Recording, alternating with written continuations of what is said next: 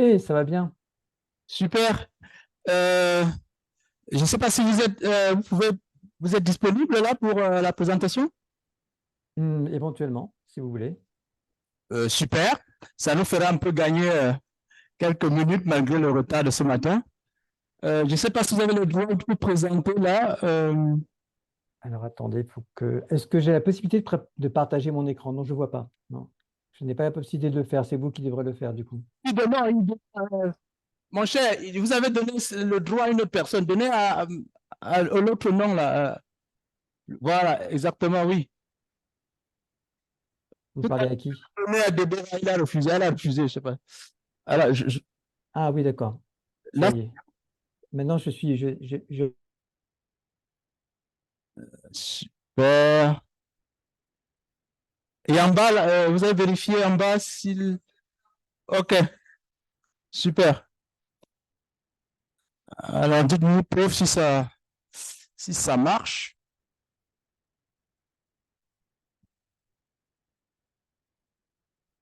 Donc, le professeur Alain Mille est professeur émérite à l'Université de Lyon. Et depuis quelques années, il s'intéresse à l'Afrique avec différentes collaborations. Donc, il va nous parler aujourd'hui de la recherche en informatique en Afrique, les leviers du développement africain. Donc, professeur, je vous laisse vous présenter et de faire votre présentation.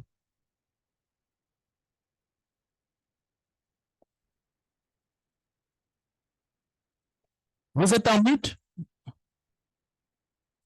Euh, euh, est-ce que vous pouvez réactiver le son? Ouais. Non, je ne suis pas en mute, non. OK, Moi, je vous entends, mais super. Ouais. je ne vois pas la salle, hein. Je vois une photo d'une salle vide. Photo du salle vide. Ouais. Si on revient de la pause et les élèves étudiants arrivent petit à petit. Ouais. Ah oui, D'accord. le temps de braquer la caméra, je ne sais pas trop. Mais... Non, mais je veux dire, la photo est figée. Ça veut dire que ce n'est pas une caméra, quoi. Ou alors, je sais pas. C'est bizarre. En tous les cas, je vais simplement lancer la présentation et Oh, je vais me présenter. Un instant. Je ne image. pensais pas passer tout de suite, mais si c'est possible. Un instant. Merci.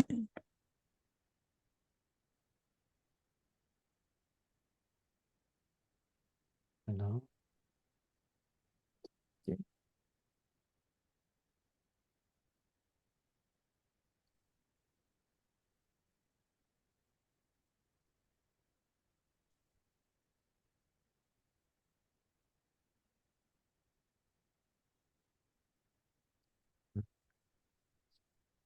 Combiner les deux pour avoir un système. Appliquer.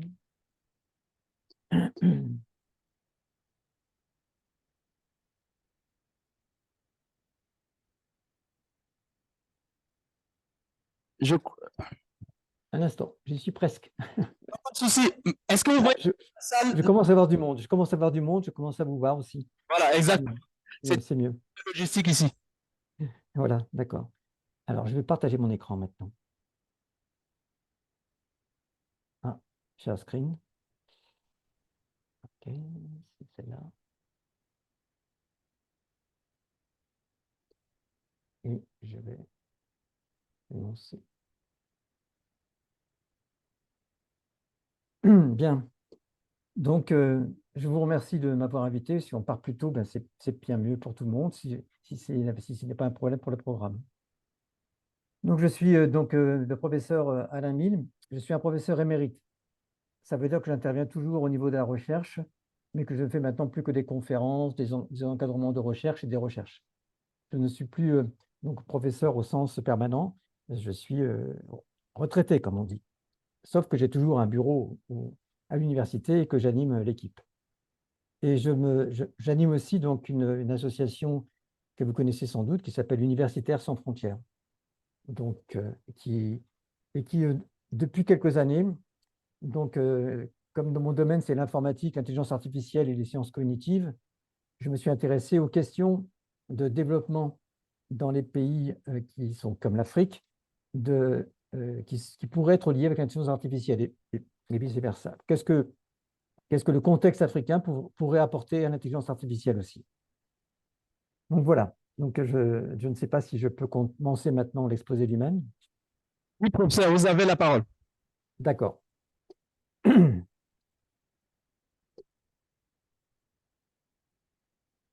Ce que quand on parle de développement, il faut bien se mettre d'accord pour dire de quoi l'on parle.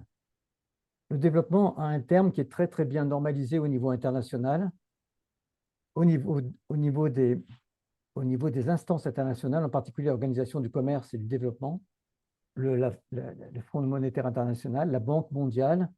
Derrière le mot développement, ce qu'ils voient, c'est une capacité à mesurer la croissance d'un pays en termes de son PIB, donc son produit intérieur brut. Donc les choses évoluent très vite. La manière dont l'Afrique est considérée dans le monde évolue aussi un peu moins vite. Mais ça évolue quand même. Donc on voit qu'ici, par exemple, il y a plusieurs millions de dollars et qui ont été fléchés pour ce qu'on appelle le développement durable. Et comme c'était un petit peu le thème aussi de votre conférence, je me suis focalisé un peu là-dessus en disant comment peut-on faire du développement durable avec le, le, en développant l'informatique et en particulier l'intelligence artificielle. Donc il y a un certain nombre de rapports qui essaient d'établir les potentiels donc, de l'Afrique et les capacités qu'il y aura à financer ce développement, puisque quand il s'agit du produit intérieur brut, il s'agit de développer des activités économiques avant tout, et des activités économiques qui sont mesurables par une croissance du produit intérieur brut, par une croissance de l'activité économique financière qui est associée. Les projets ne manquent pas, il y en a vraiment beaucoup. Il y a des hésitations, mais il y a aussi des changements d'orientation de qui va financer ce développement ou pas. Les choses commencent à s'équilibrer entre savoir qui est-ce qui gouverne la manière de financer le développement en Afrique. Est-ce que ce sont les pays extérieurs qui, en fonction de leur vision du développement africain, mettent de l'argent ou n'en mettent pas? Ou est-ce que les pays africains sont associés d'une manière ou d'une autre à la manière de pouvoir orienter l'argent vers des développements qui correspondent à ce qu'ils, eux, mettent en avant pour leur propre avenir. Donc, on va essayer de regarder ça.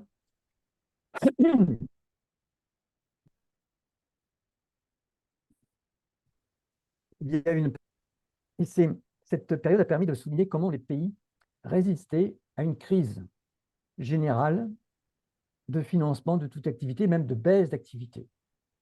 Alors, évidemment, l'Afrique, comme les autres pays, a bien entendu subi le contre-coup de cette crise sur son propre développement. Mais comme on le voit dans ce document, qui est un document du FMI, hein, ce sont les pays pauvres en ressources naturelles qui ont, d'un certain point de vue, été beaucoup moins sensibles à cette chose-là et ont repris rapidement donc, une croissance, alors que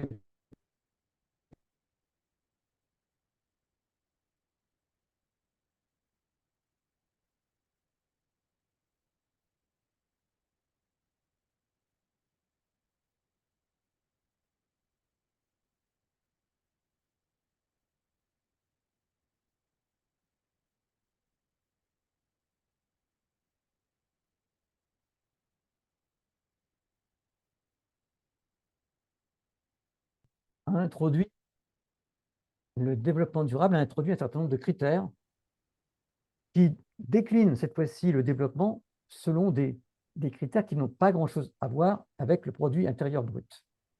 Donc ces choses-là doivent maintenant se conjuguer et c'est là où il y a une difficulté pour pouvoir mesurer un développement qui respecte au maximum ces 17, donc c'est 16 on va dire, c'est 16 critères, donc c'est tout ce qu'on appelle les objectifs de développement durable, les ODD, comme on dit, que l'on peut difficilement mettre tous ensemble, mais on voit que là, il y a des valeurs qui ne sont pas des valeurs financières immédiatement. Par exemple, supprimer la faim, ça ne va pas être mesuré en PIB. La bonne santé et le bien-être, ce n'est pas direct non plus. L'éducation et la qualité, ce qui nous concerne ici, n'a pas non plus d'impact immédiat sur le PIB. Et il y a aussi, bien sûr, l'innovation, l'industrie, les infrastructures. Et ça, c'est direct en PIB, c'est le numéro 9. Mais si on regarde bien, c'est le seul. Ce qui fait que la manière de considérer le développement d'un pays, d'un continent, d'un ensemble de territoires, change si on se considère, si on ajoute durable à développement. Alors moi, j'insisterai sur le fait que ces points de vue ne s'opposent pas, mais qu'ils doivent absolument s'articuler, parce que même pour régler tous les autres objectifs de développement durable, on va avoir besoin d'une économie solide. Donc, il faudra bien qu'on trouve les financements de toutes les structures qui permettront de répondre à ces objectifs. Donc, j'ai encadré, enfin, je n'ai pas encadré, j'ai entouré le DD 17 parce que c'est les partenariats pour la réalisation des objectifs. Et c'est donc plutôt là-dessus que je considère qu'il y a là une façon de considérer le développement durable en Afrique de manière un peu plus systémique. Pas en se contentant de regarder juste l'indice de croissance économique classique, mais en regardant les autres indices de valeur qui sont représentés par ces objectifs de développement durable et que vous connaissez sûrement. Alors, on pourrait le faire assez facilement. On se dit, ben oui, on va le faire, mais on a un petit souci. C'est que même s'il est en informatique et en recherche, on veut le faire, parce que là aussi, ces objectifs de développement durable s'appliquent à tout ce qui est informatique et recherche. Il faut voir qu'est-ce qui est possible. Donc, par exemple, j'ai repéré un certain nombre d'initiatives typiques. Il y en a plein d'autres, hein, mais je prends. Par exemple, nous, en France, on a quelque chose qui s'appelle Eco-Info, qui est un groupement d'intérêt scientifique qui essaye de mesurer l'impact écologique du numérique. Vous avez le Green IT, qui est un organisme international qui essaye de dire comment on peut faire des co-conceptions de dispositifs numériques. Donc ça concerne directement l'industrie du numérique et de le faire, ou les choix que l'on fait en termes d'orientation du type de numérique que l'on veut développer. Enfin, il y a des écolabels, y compris pour les composants électroniques. Donc j'ai choisi le Global Electronic Council. Mais il y en a d'autres aussi qui proposent des labels pour dire quel type de composants et de type de technologie informatique va être prometteuse pour respecter les objectifs de développement durable tout en permettant de continuer à avoir une croissance économique. Enfin, il y a donc, de manière plus générale cette fois-ci, en regardant plus loin que le simple impact direct de l'informatique, il y a l'impact écologique de la recherche elle-même. Comment va-t-on orienter la recherche pour pouvoir participer à la réalisation des objectifs de développement durable? Quels sujets de recherche, quels sont les thèmes, comment va-t-on les traiter, comment va-t-on les organiser avec le terrain, pas avec le terrain, etc. C'est donc, et là, par exemple, en France, on a une initiative qui est aussi un groupement d'intérêt scientifique qui s'appelle le Labo 1.5, qui essaie de travailler sur ces questions. En disant, mais est-ce que toute question de recherche se vaut au sens valeur? Et peut-être pas, parce que dans la circonstance, dans le contexte où nous sommes, on ne peut plus regarder simplement le potentiel économique ou d'affaires d'une recherche quand elle va se transformer en technologie sur le terrain, mais regarder aussi son impact direct et indirect sur les objectifs de développement durable. Donc, concrètement, en Afrique, aujourd'hui, qu'est-ce qu'on voit? Les universités publiques développent des cursus en informatique et en intelligence artificielle. La preuve, vous avez ces conférences qui se tiennent chez vous, elles rassemblent du monde, il y a une dynamique, il y a un certain nombre de gens qui sont vraiment très forts derrière. Quand on regarde la littérature, c'est présenté comme s'il y avait quand même une disparité forte. Il y a un certain nombre de pays, je les ai cités, Tunisie, Maroc, j'ai mis un point d'interrogation pour Algérie parce que, comme je connais assez bien, il y a gros potentiel en Algérie, puis une réalité qui n'est pas aussi importante. L'Afrique du Sud, le Rwanda qui fait aussi des annonces, l'Égypte, l'Éthiopie, il y a comme ça un bouquet de pays qui sont considérés comme étant des pays qui ont des laboratoires et des formations qui, dans le domaine de l'intelligence artificielle, par exemple, sont à l'initiative et se positionnent, avec des levées de fonds privés et aussi des investissements nationaux et internationaux. Mais pour la plupart des autres pays, ces pays doivent faire face à des difficultés de tous ordres, financières, techniques, énergétiques, d'encadrement, de débouchés, de capacité de calcul. Et pour plusieurs, vous le savez, une instabilité politique et économique qui ne facilite pas la vie. Donc ça, il y a bien une volonté générale, mais les moyens pour y parvenir, la reconnaissance de ces efforts n'est pas du tout la même selon qu'on en est dans certains pays ou dans d'autres. Alors la situation change vite, et que peut-être dans un an, dans ce transparent, je mettrai beaucoup plus de pays dans le haut des choses. La dépendance des entreprises internationales, c'est encore tout à fait vrai. Donc Google, Facebook, IBM, Orange, et puis j'aurais pu en tester d'autres parce que j'aurais pu parler de Baidu pour la Chine ou pour d'autres pays également. Il y a des soutiens privés, des initiatives, il y a eu des choses qui se passent, mais il y a à chaque fois une dépendance. C'est-à-dire que ça va bien si on travaille avec eux et peut-être parfois pour eux.